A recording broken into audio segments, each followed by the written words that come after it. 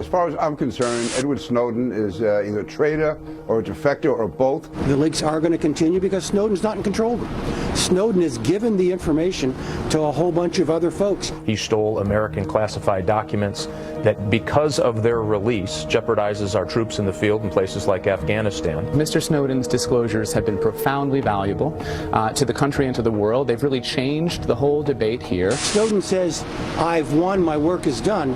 Does that mean that we won't see any more leaks, that we won't see any more stories? I don't think he could get a fair trial here. In fact, I don't think he should have any trial because he's been granted asylum. The fact that he has done this and he should get a pardon or get any type of preferential treatment, absolutely wrong. Giving him amnesty would be idiotic. I think he ought to be prosecuted for treason, and if convicted by a jury of his peers, hanged by the neck until he's dead. Snowden's a traitor. He deserves to come home, and I agree with James Woolsey. He deserves to end his life at the end of a hangman's noose. He doesn't believe, and I don't believe, that the cost of his act of conscience should be a life behind bars.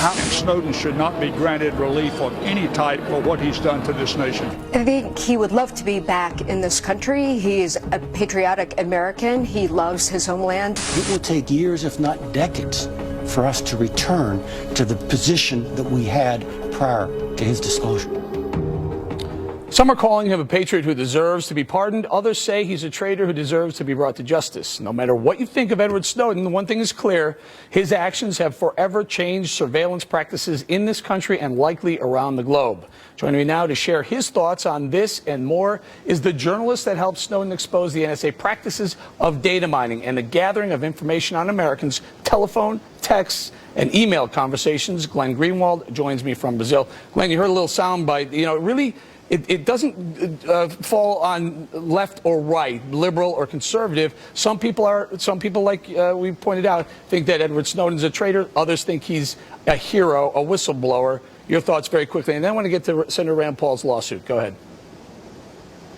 Yeah, it's amazing how it doesn't really break down left or right or Democrat, Republican. I think the breakdown is, do you have primary allegiance to the government, in which case you probably don't like Edward Snowden since he exposed things the government was doing to Americans that they wanted to keep secret, or is your allegiance to the Constitution, in which case you probably consider him a hero for telling Americans that their privacy is being systematically violated by the U.S. government. And I would just point out that throughout American history, going back to Benjamin Franklin, anytime people exposed information that their government, that they was oppressive, such as the British king, wanted to be kept secret, those people were called traitors, and yet history views them as patriots and heroes, and I think that'll be the case for Mr. Snowden. Now, Glenn, let's talk about a Republican senator in the A block who was bringing a lawsuit against the Obama administration saying the NSA has to stop what they're doing, stop the data mining, the unconstitutional data mining of Americans. You want to weigh in on that lawsuit?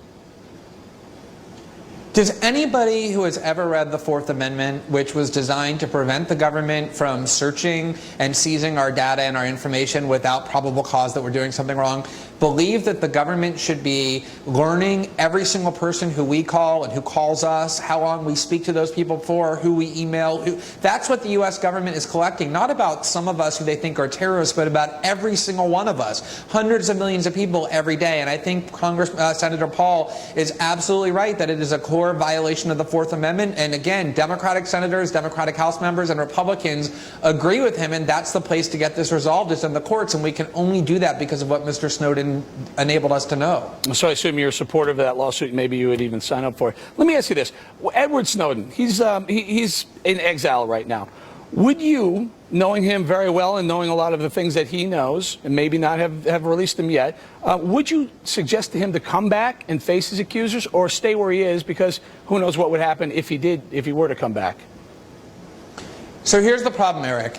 If you are a whistleblower, as he considers himself to be, and lots of other people do too, you would want to come back if you could go into court and say, I disclosed this information, even though it was classified, because I believe it revealed wrongdoing and lying on the part of the U.S. government and law breaking, and I was therefore justified as a whistleblower in doing that. The way the Justice Department has created the law is that if you are charged with Espionage Act violations, you are not permitted to go into court and argue that you were justified in exposing this information because it revealed serious law breaking and deceit on the part of the government. It's not a fair fight. You're basically barred from going in and making that defense. So if he thought he could get a fair trial, if he thought that the justice system would fairly treat him and would test that claim, I believe he would come back. But that is not what the Obama Justice Department is trying to do. They're charging him under laws on purpose that prevent him from going into court and saying, I did this because James Clapper was lying and misleading my fellow citizens and violating the Constitution. All right, before we let you go, Glenn, there's clearly you have a lot of additional information.